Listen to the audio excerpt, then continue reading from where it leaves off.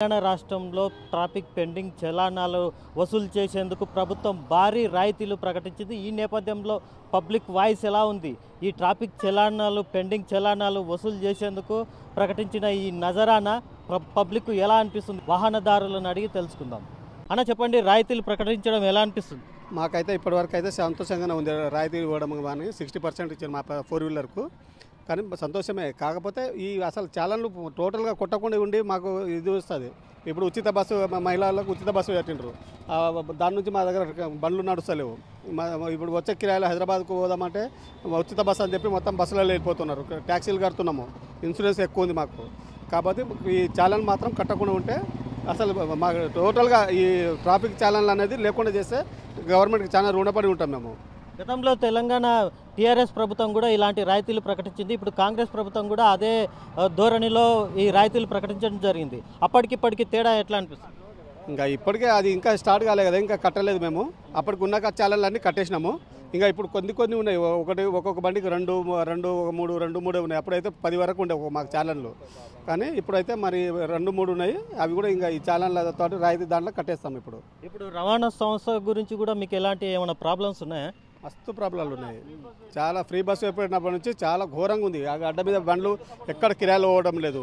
రోజు రోజు చూస్తుండనే డ్రైవర్లకు ఓనర్లు అందరూ ఒకరు నమ్ముకొని ఒకరు ఉన్నాం. దగ్గర 1000 మంది ఉన్నాం. ఇక్కడ 450 బండ్లు అంటే దగ్గర 450 కుటుంబాలు ఉన్నారు. డ్రైవర్లతోటి వాళ్ళతో 1000 కుటుంబాలు ఇక్కడ మేము బతుకుతున్నాం. కానీ ఒక్కరికి కూడా ఏం ఉపాధి లేకుండా అయింది. ఉచిత బస్సు నుంచి కిరాయిలు లేకుండా అయిపోయింది. ఇప్పుడు మహాలక్ష్మి పథకం వల్ల మీకు ఎంత మేరకు నష్టం వాటిల్లింది? మహాలక్ష్మి అంటే ఫ్రీ బస్ అదే మాకు నష్టం అయితే టోటల్గా ఉంది. కాకపోతే పెళ్ళిళ్ళ తర్వాత పెళ్ళిళ్ళకు కూడా బండ్లు తీసుకోవాలి. ఏమంటే ఉచిత బస్సు ఉంది మహిళలకు. ఉన్న మహిళ 10 మంది పోతే దాంట్లో 5 మంది మహిళలు 5 మంది టికెట్లు తీసుకొని పోతున్నారు. మా బండ్ల కాడికి రావట్లేదు ఎవరు. మొత్తంగా ఇప్పుడు ఈ రాయితీలు ఎలా అనిపిస్తుంది మీకు? లాభమే అంటారా? మా ట్రాన్స్పోర్ట్ కాడికి అయితే మాకు నష్టమే. వేరే సరే మామూలు జనాలకైతే లాభం ఉందేమో, కానీ మేము ఈ బిజినెస్నే నమ్ముకొని ఉన్నాము. గత 20 సంవత్సరాల నుంచి ఇక్కడనే ఉన్నాము. ఇదే బిజినెస్ నమ్ముకున్నాం. కానీ ఇంతవరకు అయితే రాయితీలు లేకుండా ఏం లేకుండే. బస్సులు పోతుండే, ఆటోలు నడుస్తుండే, అక్కడికి పోతుండే, ఎవరి ద్వారా వాళ్ళు వెళ్ళిపోతుండ్రు. ఇప్పుడు ప్రత్యేకంగా మహిళలు అనేటోళ్ళకి ఎవ్వరు మా బండ్ల కాడికి రావట్లేదు. అట్లా కాదు, గత ప్రభుత్వాలు కూడా వేరే స్టేట్లో ఇలాంటి రాయితీలు ప్రకటించలేదు. ఓన్లీ తెలంగాణలోనే ఇలాంటి రాయితీలు ఉన్నాయి. అంటే 60% కూడా ప్రకటించింది. ఇది చాలా వరకు లాభమే కదా. ట్యాక్స్ ఛానల్ అయితే లాభమే మాకు.